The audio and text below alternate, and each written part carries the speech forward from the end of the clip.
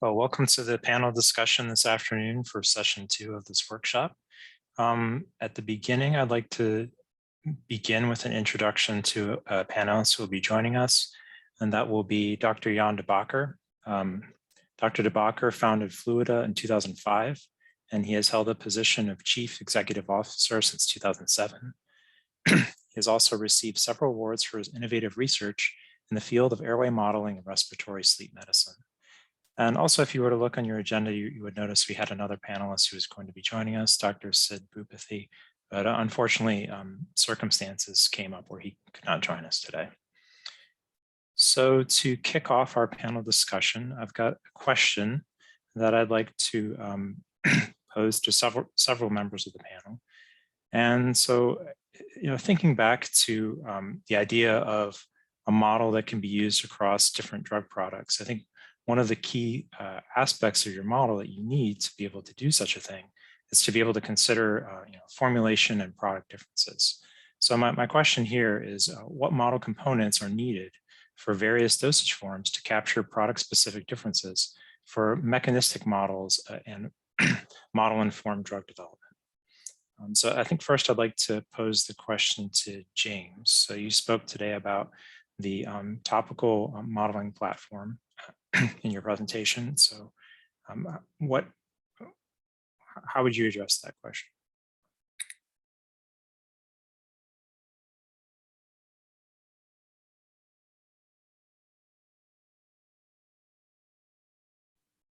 You can hear James. Yeah.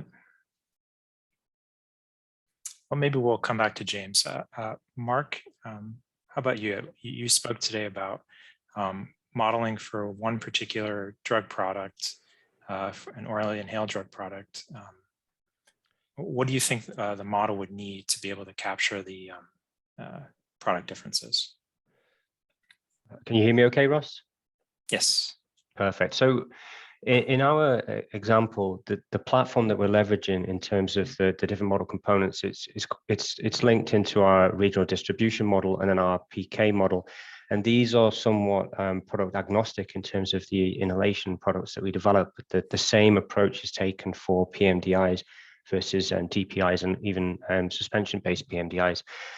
These are all reliant on a defined lung model component necessary to define morphology, which of course informs the distribution aspect and physiological differences for PK simulation.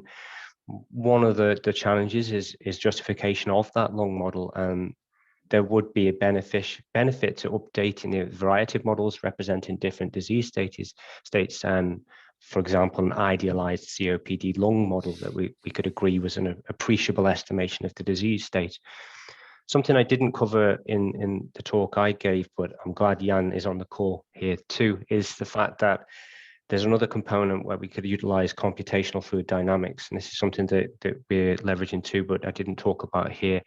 Potentially for the quantitative lung distribution, but also as a modeling component to discern aerosol trajectory, interaction of that particulate with the device during expulsion and various deagglomeration propensities during transit, both from the device and through the mouth and in the lung. But obviously the amount of evidence you need to compile is product dependent, and the complexity increases as you move through the platform from solution to suspension to dry powder. But generally speaking, the components that you assemble, the lung, the regional distribution, and the PK are suitable for each of those inhalation platforms. Yeah, thank you, Marc. So maybe following on from that, Jan, would you like to kind of chime in? Yeah, I think it's absolutely right. I think the one of the challenges that we're facing in modeling is really try to understand what are the key drivers for regional exposure and regional deposition. So we know the formulation, of course, is an important part, upper airway geometry, internal airflow distribution, airway characteristics, and so on. And then, yeah, whatever happens beyond that. The good thing is that the technology is evolving so that there's a lot of information that can come out from low-dose CT scans that can be converted into these patient-specific 3D geometries that can be an input for CFD simulations. And with the CFD simulations, you can also include things like evaporations for MDIs or maybe even some particle interactions, particle breakup. So that will allow us to really understand what are the key drivers for deposition and regional exposure, and in turn allow us to understand, okay, where should we put the resources to really understand or to really make sure that, let's say, a test and a reference is quite equivalent, or for new chemical entities that we're using the optimal device, the optimal formulation to get the particles where they need to be. So I'm quite hopeful that maybe by using more modeling and simulation, maybe initially to understand bioequivalence, that also in the new chemical entity space, we will get more insights and in the end, hopefully develop better drugs for maybe more targeted patient populations. Thank you, Jan. Yeah, I like that you mentioned about evaporation and particle interactions. I think those kind of model components can really capture formulation differences. Ross, while on the subject, can I ask a quick question to Jan? Yeah, please. It's of particular interest. The disease state, right? I mean, the disease state, and how does the disease state then impact all of this? Because I mean, I have seen fluid data from diseased lung, from a COVID pneumonia to a normal pneumonia and things like that, and it looks dramatically different, right? Even the deposition and how it moves forward through the lungs, because a lot of these diseases, unfortunately, are not a homogeneous disease. It's a very heterogeneity in it, because you have how many patients you have seen COPD with an underlying asthma condition, within the lung. So can you kind of comment on that aspect of it, and whether that's going to be any impact on, in our case, where we are actually comparing formulations, of different tests and a reference product? Yeah, you're absolutely right. If you look at those scans, it's sometimes remarkable what lung diseases do to lungs. And it really is a whole spectrum, from the obstructive diseases, asthma, COPD, to lung fibrosis and the restrictive diseases, cystic fibrosis with an additional mucus element and bronchiectasis. And it's never homogeneous, so it's always heterogeneous. So you see, for instance, in IPF, it starts with the lower lobes, but then it really moves up to the upper lobes, which is a key driver for regional ventilation and also hence also regional deposition. So I think the overall question is, we know that there are, if we want, for instance, in this case, try to compare two formulations, tests and references, we know there are differences. Even within the same product, we know there are differences, batch to batch variability and so on. So the question is not, is it the same? The question is, are the differences large enough to be clinically meaningful? And adding the patient-specific geometry, regional function to it, I think is important to understand whether that influences the regional exposure. And what we see, actually that it does. So in certain diseases, differences in formulation in devices are exacerbated because of the disease, and sometimes in very different ways. It's there again, not homogeneous. It's always not always in the same direction.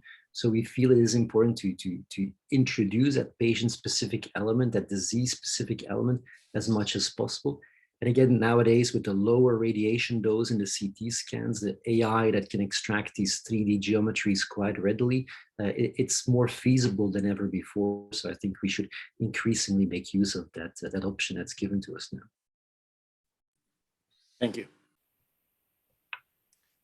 All right. Thanks to Marc and Yoon for those answers on oral inhaled products. Ross, if I may. Can you hear me? Go ahead. Yes, please. Yeah. So I think, the central to this question was about which modeling components, which distinguish formulation. But I also want to comment on this whole healthy versus disease lung physiology.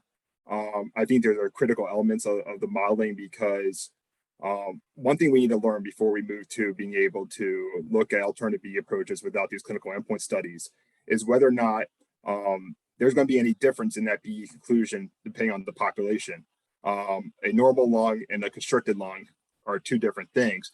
And it's a question, if you apply one particle size distribution, another particle size, aerosol particle size distribution to a normal lung, maybe they behave similarly. But now if you give it to a severe asthmatic, maybe there's some difference there that we couldn't account for. I don't think we can necessarily answer these questions through the clinic or through imaging. I think modeling is the best opportunity to answer these questions. I think it's always important to consider what the impact is on the patients especially considering these are alternative approach for where there would be a replacement of a patient study. But then again, I think there's also a need to explore both type of lungs, the normal and the disease, because I find that oftentimes people do have PK data available, and oftentimes this is PK data that's generated in normal healthy lungs, and that's still useful. But of course, when you're running those simulations, especially if you're doing a CFD model, that geometry should be of a normal lung and hopefully representative of that population that was in that study. But when it comes to running your virtual BE, then it may be apt to look at both the normal and what the impact of the disease state is as well. Yeah, I think if I can add to that, I think the power of simulations, even the CFD ones, is that you can run through many scenarios. Where in a clinical trial, it's kind of sometimes a hit and miss. Even if you do gamma scintigraphy, etc., it's kind of a one-shot measurement. And even if you do FEV1 endpoint studies, it doesn't provide you with the regional information that is kind of key to understand the regional exposure.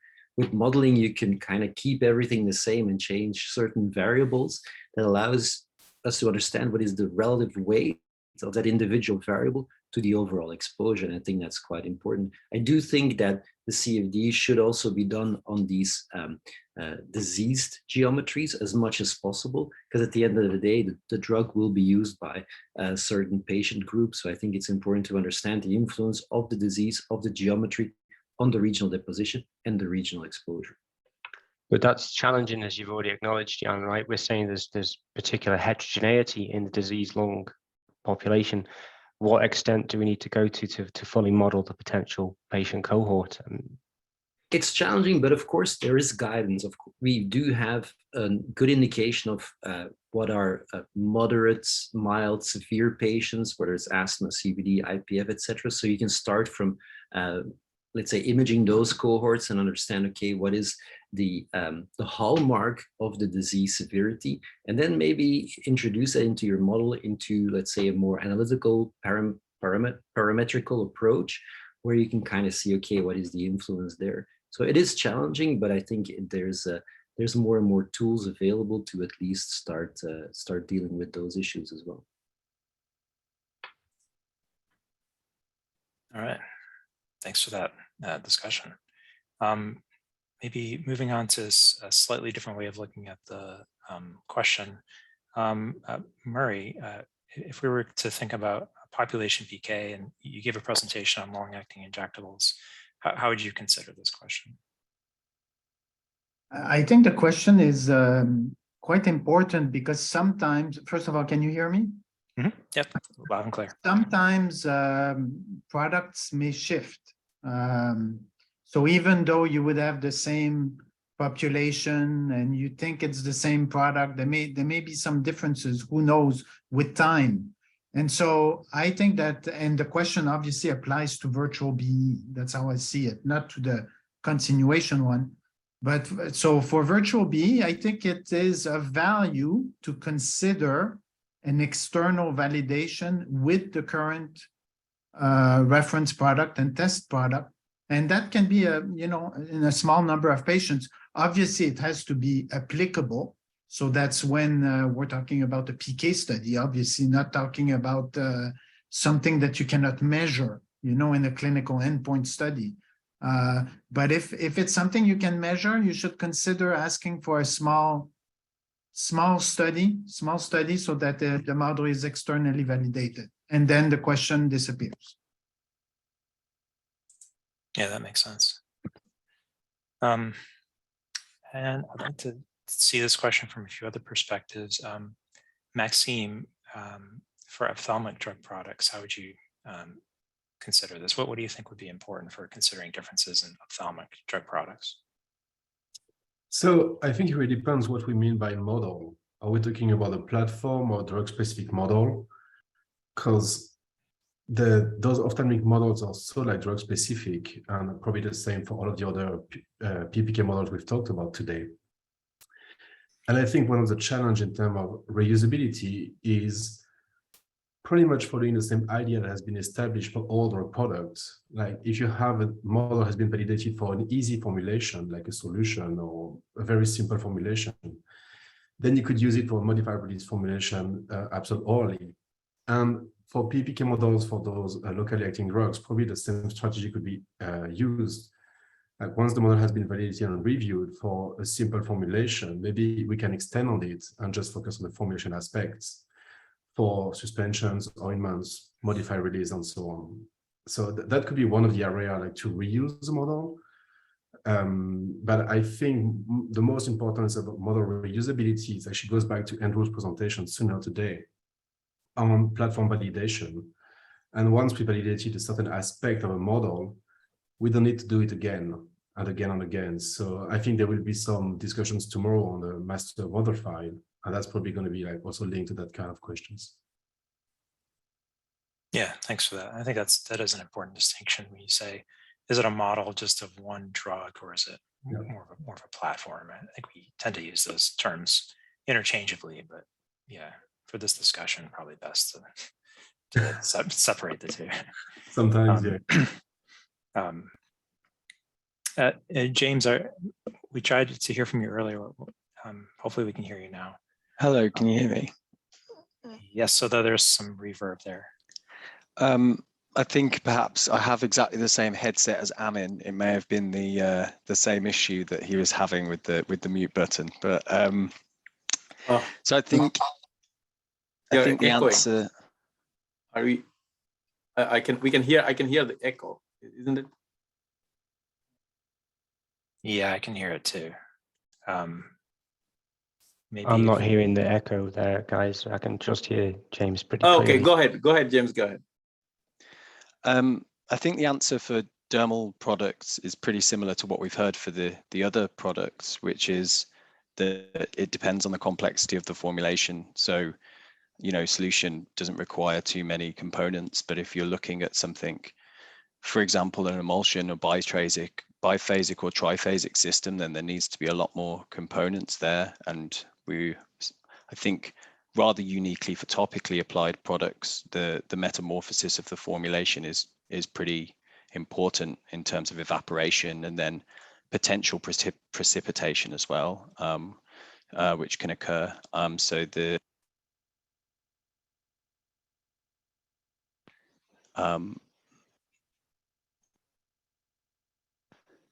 formulation is that complex, then we need to have those features in place to be able to simulate them. Yeah, great. That makes sense. Maybe moving on to another question here. So considering the roles of modeling, this is something we've come back to, I think, earlier in the day. And I think that for alternative bioequivalence approaches, at least from my experience, I've seen that it can sometimes be rather difficult to completely express the role of the model within an alternative bioequivalence approach.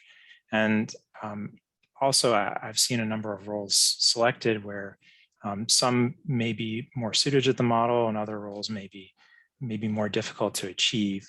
So, you know, with that in mind, what do you think are some of the more effective roles for modeling within alternative B approaches for various dosage forms? And since we've got you here, James, now, maybe if you feel like you can answer that.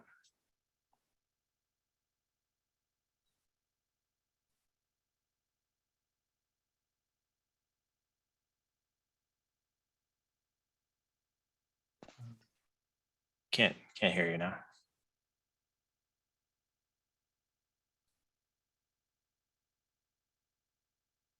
Sorry, can you hear me? Can hear you now. Yeah. Could you ask the question again? Sorry. No problem. Yeah. So I'm just thinking about the most effective role for a model within an alternative bioequivalence approach. So it could be used in a variety of different ways, but what do you think is the best way? I think, as I said in my presentation, there's really a lot of ways that we can feed mechanistic models into the development process. It doesn't necessarily need to be build the model and then use it for this final, you know, knockout at the end. Feeding in as you gain information, you can build this model and it becomes more and more verified. And at each step, we can utilize the model to help us streamline the process. And as I say, you're doing, for example, in the case of dermal absorption, you might be doing IVPT studies along the way. And if you have even a preliminary model in place, then you can use that model to inform that study. And also then the results of that, to further verify the model. So it's kind of an evolving process that can happen alongside the development process. And it's not always the case that we, as I said, that model will replace like a great big study at the end, but it can still add small bits of value along the way. And I think that's probably where it can be used for most development programs. Okay, thank you, James. Andrew, would you like to provide your perspective on this? Yeah, I can add on top of that. You know, I mean, that's a great use of the model. So for a lot of these products, we already for some products, there isn't just a comparative clinical endpoint study that's used for approval, and focusing, of course, on locally acting products. A lot of them already either have a in vitro characterization based approach, like with the topicals, or in some of the ophthalmics, or you have like in the with evidence approach with inhalation, where there is a slew of in vitro tests on top of all the in vivo studies. We may find through the modeling that, okay, we're trying to necessarily replace certain studies. We may find that perhaps the in vitro studies that are already being recommended now isn't the correct set on its own to adequately remove that study. We may discover through the modeling that perhaps there's another way of setting the parameters of that method, or a different method or a different device that will actually provide that information on top that can serve as additional evidence of bioequivalence. So it's really, so this is one application of modeling, is that, you know, it's you being used to guide the selection of certain in vitro tests. And that doesn't happen just in the locally acting space. That's a very common practice right now in the oral PBK side, where we're using modeling to help define how we do dissolution methods for oral products. So it's the same type. So we already run dissolution studies. They may be USP, and maybe you find it's completely different methods that are more utile. Same exact paradigm you can consider in the locally acting space as well. Thank you, Andrew. Miyoung, do you have anything that you'd like to add from perspective of model-informed development? Yeah, I agree with Andrew that the modeling is not necessarily to like replace in vivo studies. So from population PK modeling perspective, I want to say that currently most promising and the effective roles of modeling I can think of is to allowing to use more efficient and less challenging in vivo clinical study designs to predict BE under the optimal study design that would have been very difficult to practically for some of the very challenging genetic product areas. For example, long-acting injectables or complex formulation like liposomal injections, and also product with patient recruitment challenges like rare disease drugs. So we can use a limited amount or abbreviated amount of information from in vivo studies and still make a informed decision about bioequivalence by using the computational modeling, providing the additional insight into the BE decision. Yeah, that makes sense to me. I mean, I think you could imagine some far off future where our models answer all of our questions just, you know, on their own. But I think for now, probably it's going to be much easier for us to, you know, have it combined with that in vivo or in vitro data to support our decision making. So, okay, so thinking about validation of the model. So, you know, we talked about the role of the model and, you know, how can the model capture the different product differences. But one of the questions that always seems to come up is, you know, how can we make sure that we believe this model? So thinking about mechanistic models, what might be some of the challenges for validation for the different dosage forms, such as ophthalmic, dermal, or orally inhaled drug products? So maybe we'll go over to Marc for this question here to begin with. So for the inhalation products, I call back to one of our first responses. And we need an efficient way of validating the deposition model in itself, something that doesn't necessarily rely on scintigraphy data. Our experience of SAME have been quite challenging in respect that radio labeling a compound is quite straightforward, but not in a representative or product representative manufacturing line or manufacturing process. For example, organizations that have this capability aren't typically attuned to inhalation product manufacturers. So this is a challenge in terms of validation. And I can see from some of the work that Fluid have been discussing too, that CFD could be an opportunity here, but again, it remains to be seen. But another aspect in validation that is a difficult one is when we try to validate the accuracy of the PK model, and saying that it reflects changes in regional deposition. This requires clinical data, of course. We need to go into the clinic, and this can be difficult. You can't do this with one batch, of course. We need to effectively bracket a given performance measure or bracket the RLD performance to give a range of performance. This can be quite straightforward for some products. For example, you can modify API particle size without making too many other wholesale changes. But for other product platforms, it can be challenging to modify performance to a degree that can be reliably measured in PK output without modifying too many other performance variables. For example, the plume variables we discussed in evaporation rate, for example. So if we encounter disparity between the simulated and observed data, it's difficult to unpick where those changes derived. Great. Yeah, thank you. Yeah, I think that the challenge of validating the deposition is certainly appreciated. And while gamma scintigraphy is in vivo data, it can be a challenging data source for a comparator just because you've got a two-dimensional image typically. But I mean, Yoon, you're here too. What would you say about that? Yeah, I think especially if you then zoom in on the CFD, there's some additional validation challenges around also the technical aspects. And one of the things that it has been very helpful is as the VMV 40 framework that I think was also published by the agency a while ago, that kind of gives guidance on how to approach it. So it's really kind of a risk assessment tool, which is a pretty good guide to approach modeling, because it kind of helps you to think about what is the model influence. So how important is the model, or what will the model drive in terms of deciding the process? And then what is a decision consequence? So depending on where you are on those two axes, you have to be more intense in your validation efforts, or it's less strict because there are other elements that will contribute in the end to the decision-making process. So for instance, if CFD is combined with additional in vitro tests or maybe some sort of clinical study, then the importance of the model by itself will be slightly less than when it's only the model that will be used for the complete decision making. And I think those documents are quite useful, and maybe in the next questions we can dive into it a little bit deeper. But I think for the CFD itself, those frameworks where, of course, you also look at technical aspects of the CFD, the mesh, the input parameters, the sensitivity to the boundary conditions, and so on. It is important.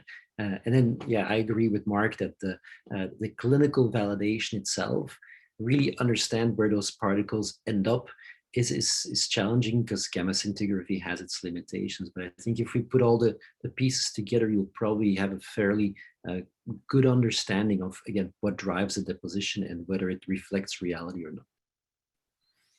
Yeah, thanks. I'm glad you brought up ASME VMV40. And that's something that was written for CFD in mind, but I think that it can also be applied to something like PBBK. We've had some others who have discussed this before about using it for other types of mechanistic models. So, or another type of similar decision framework, but just having something that you can guide your validation process is pretty useful. Maxime, thinking about ophthalmic drug products, and I, of course, talked with you many times before, but you spoke today about validating with either the rabbit model or the human model, but what would you say are some of the real challenges with validation for those types of products? So I think for those kind of models, the main challenge that we have right now is really like and it depends how we want to see it, like either inter-subjects or inter-study variability, because it's quite common that we see like coming from two different publications using exactly the same protocol, like the same drug, same kind of rabbit, for example, same dose, administration scheduled, and so on. And we see exposure that could be like sometimes 2 to 10-fold difference between those two studies. And then come to the question is, and that maybe like a big challenge for industry colleagues in the room here, like which study you actually pick to do your model development, and which one you actually pick to do your model validation. And do you try to be in the middle? Do you just select the one that works and you don't show the other one to the FDA?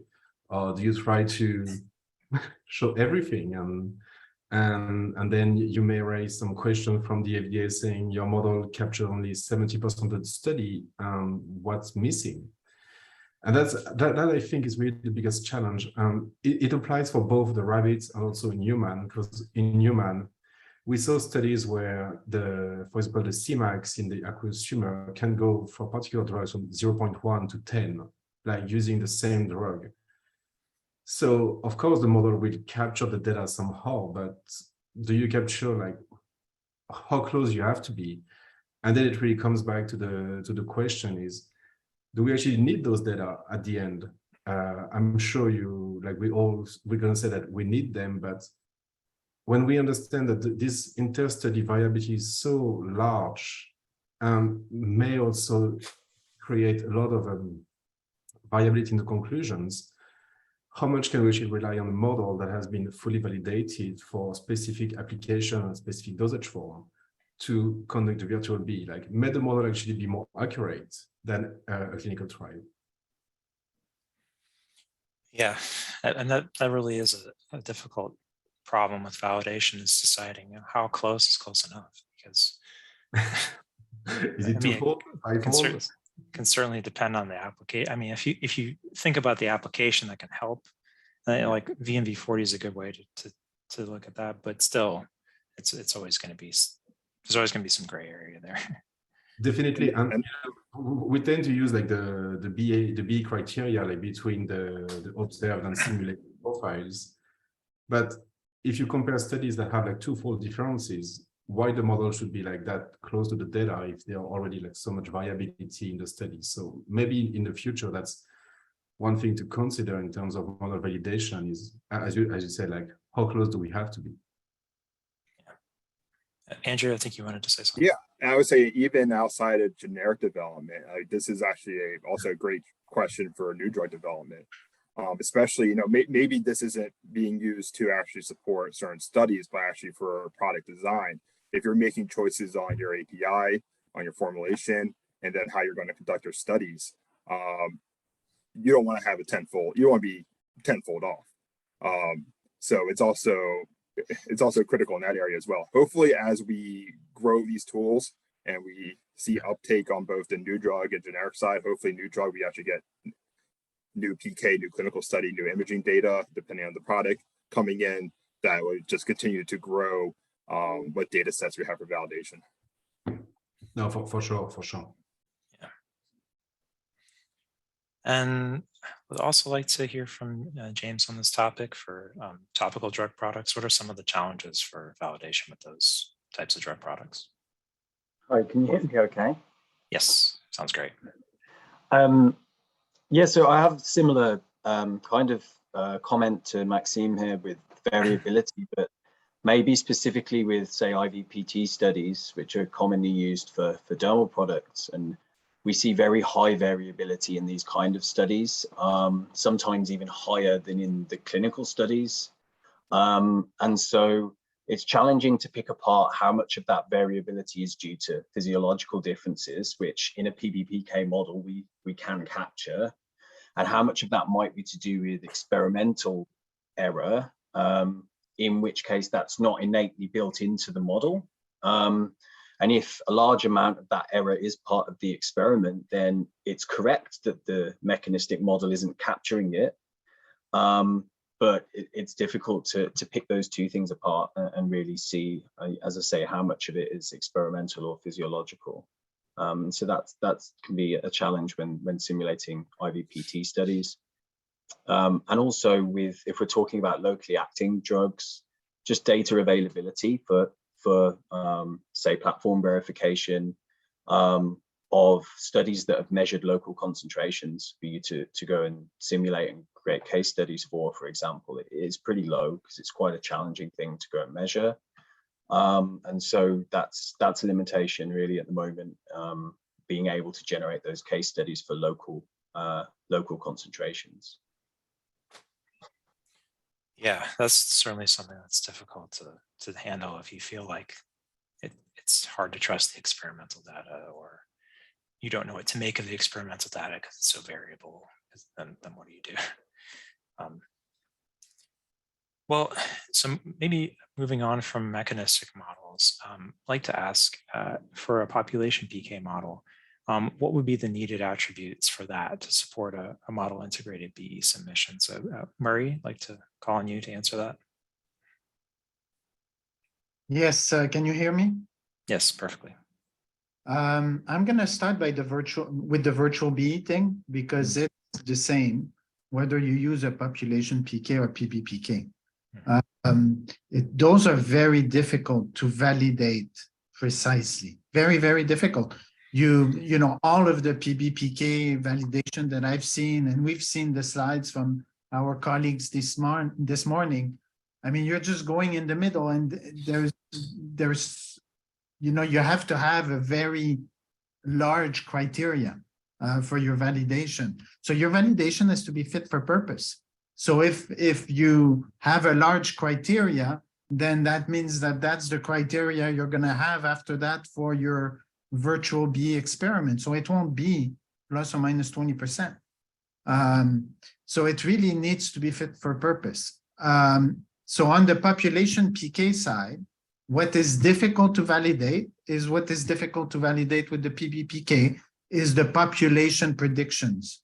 So when you simulate completely virtual patients, you know, I don't know how many hundreds of population PK analyses I've done, thousands, whatever. I mean, I'm never satisfied with the population side. It's very difficult, but you know what your uncertainty is.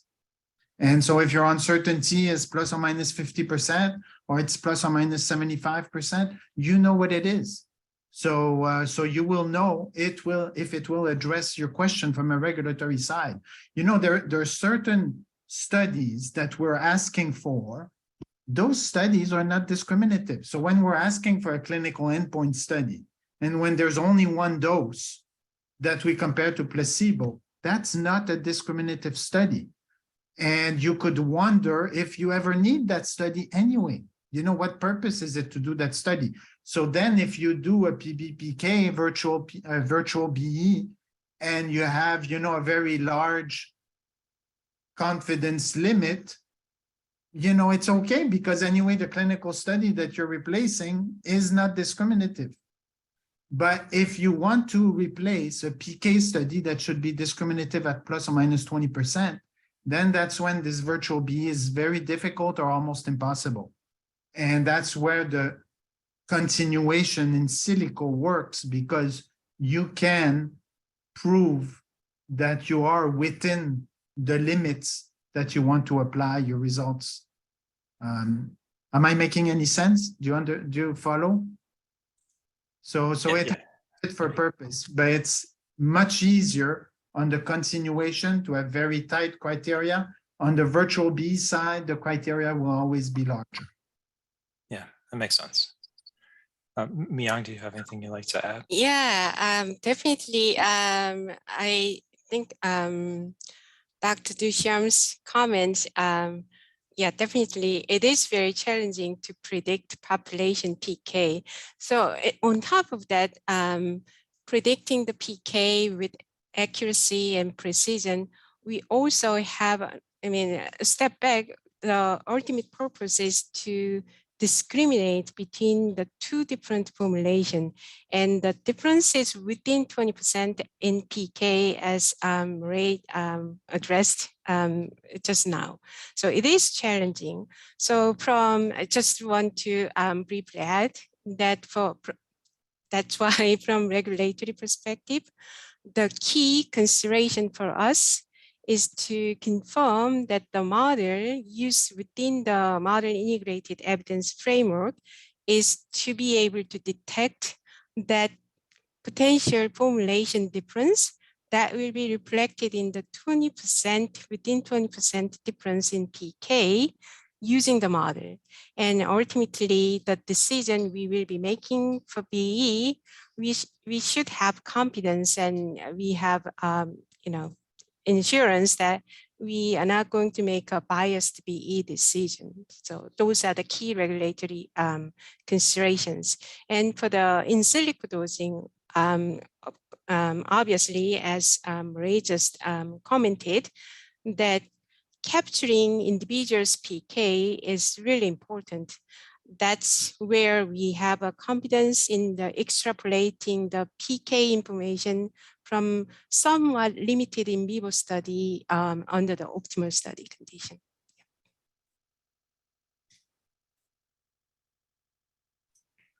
Thank you, Miyoung. So yeah, thanks for all the panelists for the answers to questions on some of the more technical aspects of the models. I know that Partha, you had a question you wanted to ask about communication between regulatory authorities and industry. Yeah, so thank you. I think we'll switch gear a little bit in terms of the communication. So we're wondering what is the most effective communication pathway between the regulatory authorities and the industry towards utilization of the same model or modeling strategy when standardizing this approach. And that's always I think in the morning we heard several proposals, but I don't know anybody want to jump in and kind of provide a context of how do we set up that communication strategy between the industry and the agency, so that I think going back to Maxime's comment on whether we should share all of the information that we have with the agency or not, and we will always probably tell you that please provide all of the information, and you're probably in the dark trying to see then there is a period of silence and you don't know what to expect, right? So we're trying to figure out what is the best way to communicate. Anybody wants to comment on that?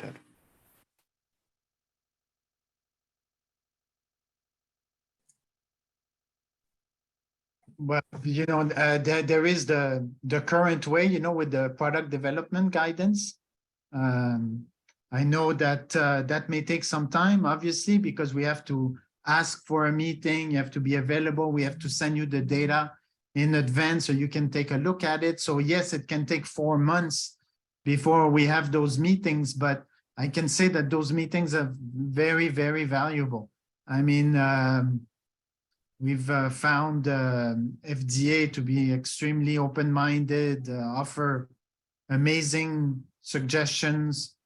So, I mean, the downside is it takes a lot of time, but the feedback that we get from the agency is fantastic. Yeah. Yeah, I mean, many times we ask for information and not so much to pick on something, but to really understand. I think that's really the intent most of the time, because we are also because you probably have a better understanding than us in terms of, because you're dealing with this every day. So we are trying to understand from the information that you submit. Maybe I'll thank you, Marc, and I'll switch over to Andrew if Andrew can sort of comment on that, and also with respect to the model master file, which I think you'll hear more in the next sessions. But Andrew, if you can comment on that. Yeah. First, I kind of want to highlight a different aspect of where communication can help overcome some challenges. And it started kind of coming from my presentation. I highlighted, like, before we get to reuse or using the same model, it's getting to that first regulatory acceptance of that model. And, currently the way that we've been communicating that back to the public generic industry has been through presentations, publications, and eventually if you build up enough case studies and you start developing a standard and you put that in guidance. But is that really enough? Is that too broad? How much does the industry really understand how we're assessing their model?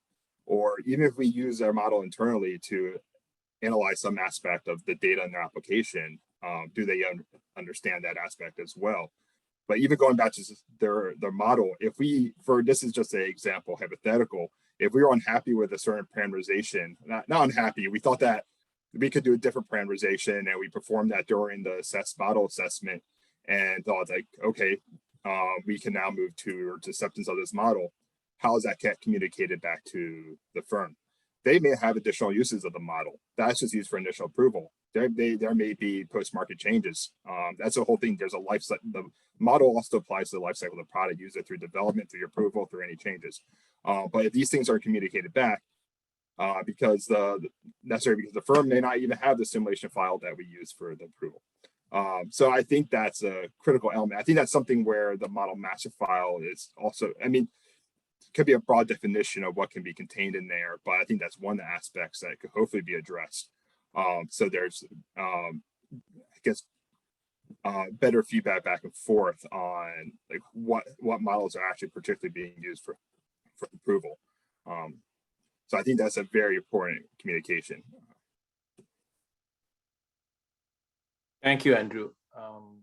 I think you raise a good point in terms of, it is not just one communication, it's an iterative process and how we ensure that process is there so that we can have a discussion. I don't know, Marc, you are from the drug manufacturer and then you're establishing it. Do you have any comments on that aspect? On improving our interactions, generally speaking, I think in my business unit, we're far more open to the idea of discussing with the FDA in general, because we want this scientific discourse, right? We want the discussion, we want feedback and how to move forward in an appropriate way. So we focus in the right way. But generally speaking, our regulatory function who manage those interactions with yourselves are less open to this because there's less guidance in this space, it's safe to say. So they come across this as being more reluctant to engage because they don't want to be wasting time with the authorities, so to speak. But it's good to hear that you're open to this dialogue, and we should be pushing, and that's on our function to interact with my regulatory colleagues to encourage that interaction. Thank you for sharing that reality. I'm fully aware of that. Should we move to maybe the next question? I think we'll go back to Andrew, if you can talk a little bit about, how does the model master file idea fit into your platform performance assessment approach? And what are the scientific and the regulatory challenges that you are anticipating in implementing that PPA approach? Yeah, I'm going to mostly piggyback on the presentation I gave last year on October 1st in another CRG FDA PV mechanism modeling workshop. But I think the example I gave with the platform performance assessment or PPA is actually not necessarily the only thing that could be contained with a model master file, but serves as a nice analogy to the current drug master file system. If you're not aware of that, for API manufacturers, they're able to get, basically get their, we'll say, certified with the agency, so they can submit all their proprietary information about how the FDA is produced. And once they get the acceptance, other applicants can just reference that DMF with permission and be able to utilize the information and get approved. So it creates a single entity for the API that gets approved and then can be used by multiple applications across NDAs and ANDAs.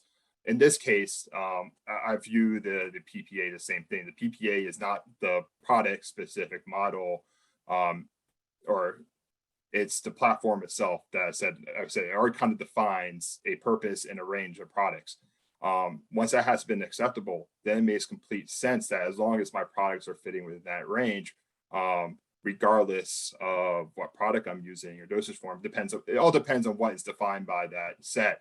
Multiple applications from same applicant, different applicants can all reference back to that.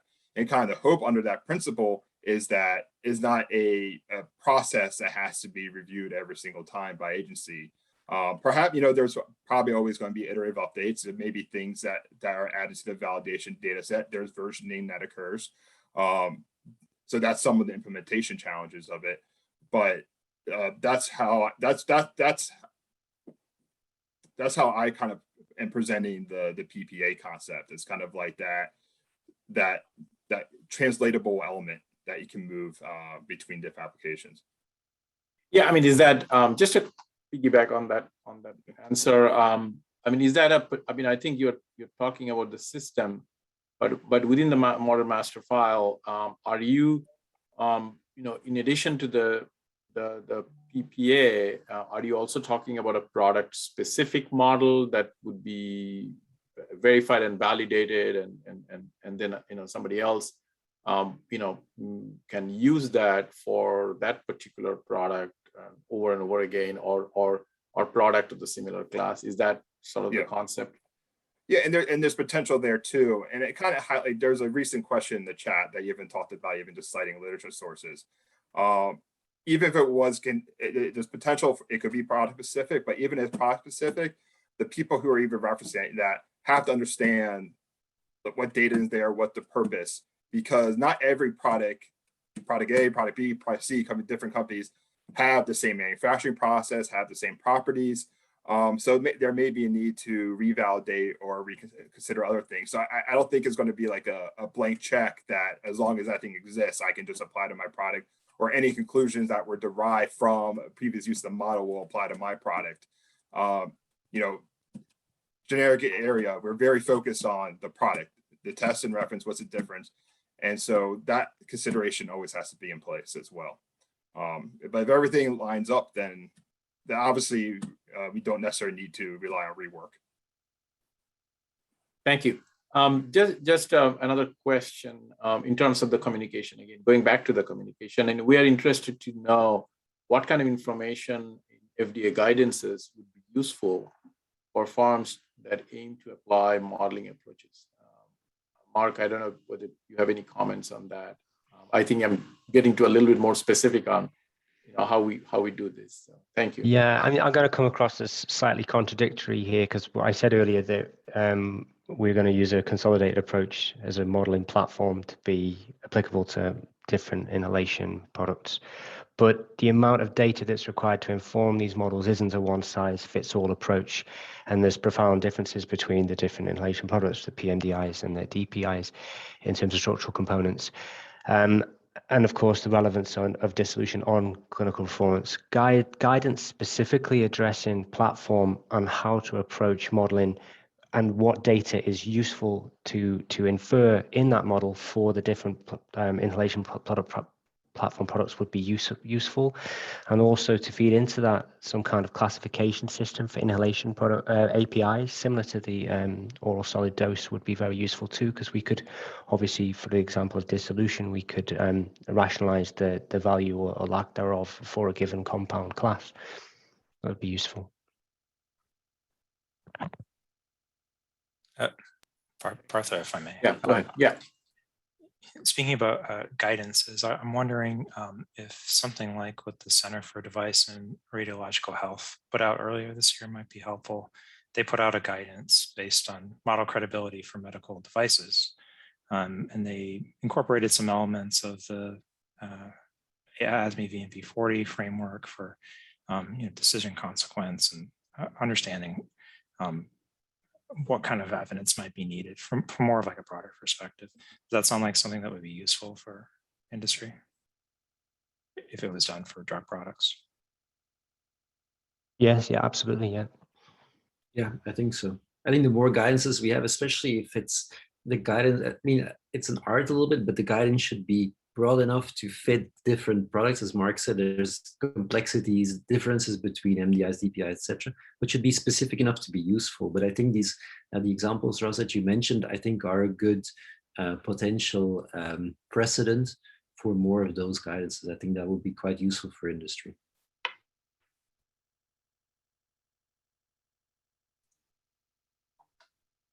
Okay.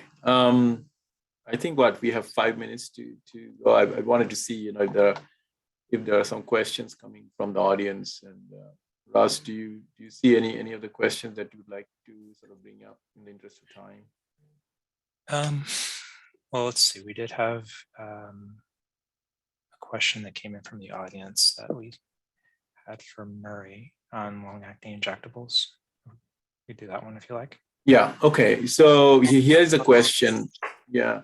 As we usually need to dose patients who are already on regimen, like a long-acting injection, and when such patient population are entered into either parallel or crossover single dose study, and in order to maintain the dose cycle without having no scope to have a complete washout, and during this process, if we come across pre-dose concentration, maybe less than or more than 5% Cmax, in that scenario, how can we address such events while considering for PK evaluations? Okay. The relevant example here is Invega Trinza, is paliperidone 3 months. So that one, you cannot start patients on Trinza. They have to be start on Invega before, then put on Trinza. So essentially, when you do that study with model-based approach, you're always going to get patients that are already on the drug. I would not recommend a 5% rule or anything, because that's gonna be different from product to product. Some products, the Cmin may be at 50%, and some it may be at 2%. So I would not recommend any rule here. But what I can say is that when we have to show that the model-based innovative study design works, when we have to show that the alpha error is contained, then in those simulations, it will be built in that they have received another lot of the reference, and that lot of the reference has its own variability and all of that. So that's going to be directly, it's going to be proven that the design works, even though they were on a different lot. And so in certain cases, it may mean that we may have to follow the PK over more than one dose.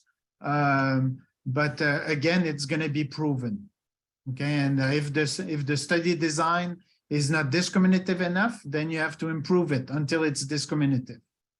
Am I answering the question? I think so. Thank you. Yeah. Okay.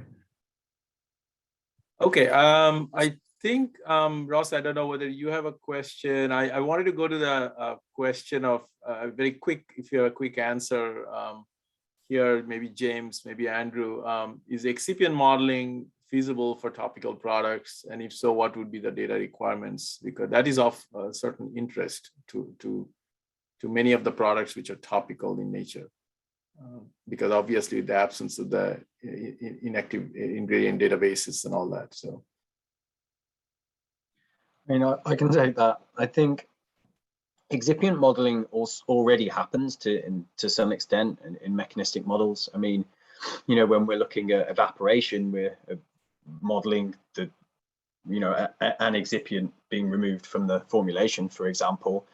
And we can go further with some of the thermodynamics of that by, for example, modifying solubility over time as the excipient is either removed from evaporation or via absorption.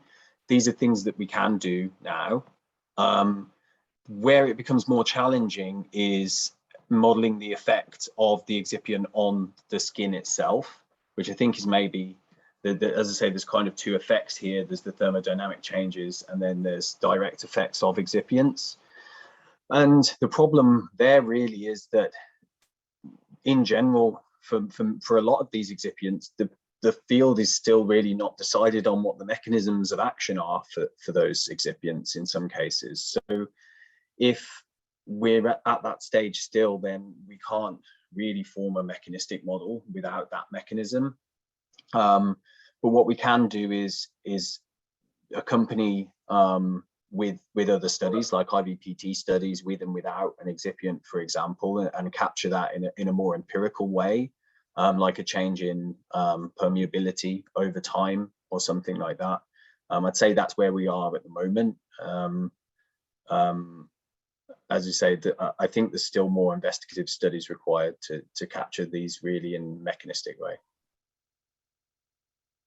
All right, thank you. I think we exhausted our time, and I will hand it over to the two organizers. Thank you very much for your participation. It's very, very helpful.